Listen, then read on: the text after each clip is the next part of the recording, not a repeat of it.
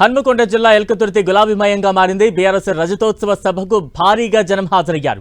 ఈ సభ కోసం కాసేపట్లో ఎర్రవల్లి ఫామ్ హౌస్ నుంచి బయలుదేరనున్న కేసీఆర్ సాయంత్రం 6 గంటలకు ఎల్కతుర్తి సభ ప్రాంగణానికి చేరుకోనున్నారు. అనంతరం బీఆర్ఎస్ ముఖ్య నేతలతో కేసీఆర్ సమావేశం కానున్నారు. ఇక 7 గంటలకు బహిరంగ సభ వేదికపైకి చేరుకునున్న కేసీఆర్ దాదాపు 40 నిమిషాలు ప్రసంగించనున్నారు. చాలా కాలం తర్వాత మౌనం వీడుతున్న కేసీఆర్ ఏం మాట్లాడనున్నారనే చర్చ అయితే జరుగుతోంది.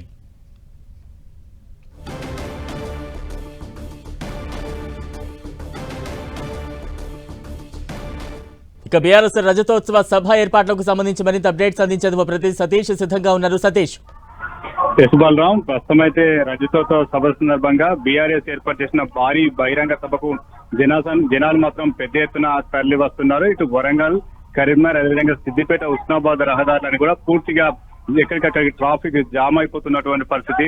వాహనాలు పెద్ద ఎత్తున బహిరంగ సభకు తరలి వస్తుండటంతో రహదారులన్నీ కూడా పూర్తిగా చిక్కిసిపోయినటువంటి పరిస్థితి. ఇక ఎల్కతుర్తిలో నిర్వహిస్తున్నటువంటి బహిరంగ సభా వేదిక వద్దకు జనాలంతా కూడా భారీగా తరలి వస్తున్నారు. ఇటు తెలంగాణలోని వివిధ జిల్లాల నుంచి ఏర్పాటు చేసిన వాహనాల్లో వీరంతా కూడా సభాస్థలికి తరలి రావడంతో ఇక్కడంతా కూడా సభా ప్రాంగణం అంతా కూడా గులాబీమయమైనటువంటి పరిస్థితి. మరొక 2 గంటల్లోనే బీఆర్ఎస్ సంబంధించిన భారీ బహిరంగ సభ ప్రారంభం కాబోతుంది. ఇప్పటికే ఆ పార్టీకి సంబంధించినటువంటి ఎమ్మెల్యేలు కావచ్చు, మాజీ ఎమ్మెల్యేలు, ముఖ్య నాయకులంతా కూడా సభా స్థలి వద్దకు చేరుకోవడం జరిగింది.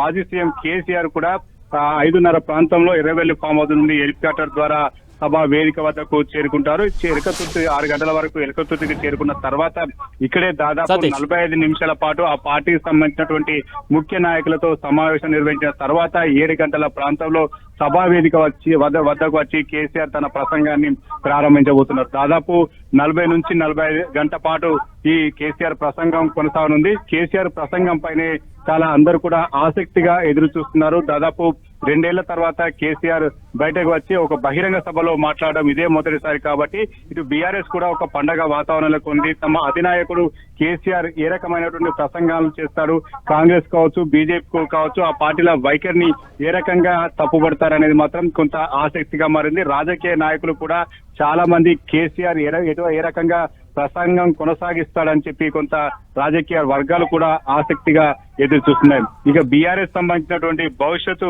పోరాటం, అదేవిధంగా పార్టీ భవిష్యత్తు కార్యాచరణతో పాటు ఏ రకంగా ప్రజల్లోకి మరోసారి బీఆర్ఎస్ వెళ్ళాలి, బీఆర్ఎస్ మరింత పటిష్టం చేయడానికి ఎటువంటి కార్యాచరణ ముందుకెళ్లాలని చెప్పి పార్టీ శ్రేణులకు దిశానిర్దేశం చేసే అవకాశం ఉంది. ఇక తెలంగాణలో మొదటి నుంచి కూడా కాంగ్రెస్ వైఖరిని తప్పుపడుతున్నటువంటి బీఆర్ఎస్ ఇక ప్రభుత్వం పైన పోరుకు శంఖారావం పూరించే అవకాశం కూడా కనిపిస్తుంది. ఇప్పటికీ ఆ పార్టీ సంబంధించినటువంటి వర్కింగ్ ప్రెసిడెంట్ కేటీఆర్ దాదాపు 1 ఏడాది కాలం పాటు ఇటు బీఆర్ఎస్ సంబంధించినటువంటి కార్యక్రమాల నిర్వహణ కొనసాగుతుందని చెప్పడం జరిగింది. ఈ నేపథ్యంలో ప్రజా సమస్యల పోరాటమే కాదు, ప్రభుత్వ వైఫల్యాలను కూడా ప్రజల్లోకి తీసుకెళ్లేటువంటి ఒక ప్రయత్నం కూడా బీఆర్ఎస్ చేయబోతుందని చెప్పి స్పష్టమవుతుంది. ఇక కేసీఆర్ అధికారంలో ఉన్నప్పుడు నిర్మించినటువంటి కాళేశ్వరం ప్రాజెక్టు పైన ప్రస్తుతం ఎన్డీఎస్సీ ఒక రిపోర్టు కూడా ఇచ్చిన నేపథ్యంలో ఆ ప్రాజెక్టు సంబంధించినటువంటి అంశాలపైన కూడా కేసీఆర్ ప్రసంగం కొనసాగే అవకాశం ఉంది. ప్రస్తుతం రాష్ట్రంలో నెలకొన్నటువంటి రాజకీయ పరిస్థితుల పైన కేసీఆర్ ఏ రకంగా రియాక్ట్ అవుతారని మాత్రం చాలా మంది కూడా ఎదురు చూస్తున్నారు.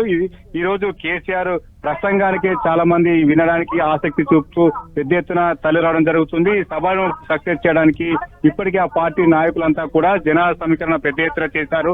మరి కాసేపట్లోనే కేసీఆర్ ఇక్కడికి రానున్న నేపథ్యంలో బహిరంగ సభా వేదిక అంతా కూడా పూర్తిగా గులాబీమయమైపోయిన పరిస్థితి. ఈ రోజు సభ ద్వారా బీఆర్ఎస్ రేపటి రోజు కార్యాచరణ ఏ రకంగా ఉండబోతుందని ఒక స్పష్టత వచ్చే అవకాశం ఉంది. ప్రతిపక్ష హోదాలో ఉన్న బీఆర్ఎస్ మరొకసారి అధికారం చేజిక్కించుకోవడానికి ఎటువంటి కార్యాచరణ ముందుకు వెళ్తుందని చెప్పి ఆసక్తి మాత్రం చాలా అన్ని వర్గాల ప్రజల్లో మాత్రం నెలకొందని చెప్పుకోవచ్చు. కేంద్ర రాష్ట్ర వైఫల్యాలతో పాటు ఇటు బీఆర్ఎస్ ఎటువంటి పాత్ర పోషించబోతుంది, భవిష్యత్తులో బీఆర్ఎస్ ఏం చేయబోతుంది, ఎలా ప్రజల్లోకి ముందుకు వెళుతుంది, సంక్షేమ పథకాలు కావచ్చు, ఇటు కాంగ్రెస్ ప్రభుత్వం చేపట్టినటువంటి స్కీములు కావచ్చు, ఇవన్నీ కూడా ఏ రకంగా వైఫల్యం ఇవన్నీ కూడా పూర్తి స్థాయిలో కేసీఆర్ తనదైన శైలిలో విమర్శించే అవకాశం ఉన్న నేపథ్యంలో కేసీఆర్ ప్రసంగం పైన చాలా మందికి ఆసక్తిగా ఎదురుస్తున్నారు. ఈ రోజు 7 గంటలకు కేసీఆర్ ప్రసంగం మొదలవున్న నేపథ్యంలో చాలా మంది కూడా ఇటు నేరుగా బహిరంగ సభ వీక్షించే వారు కొంతమంది అయితే, చాలా మంది కూడా టీవీలు కావచ్చు, సోషల్ మీడియా కావచ్చు, వీటి ద్వారా కేసీఆర్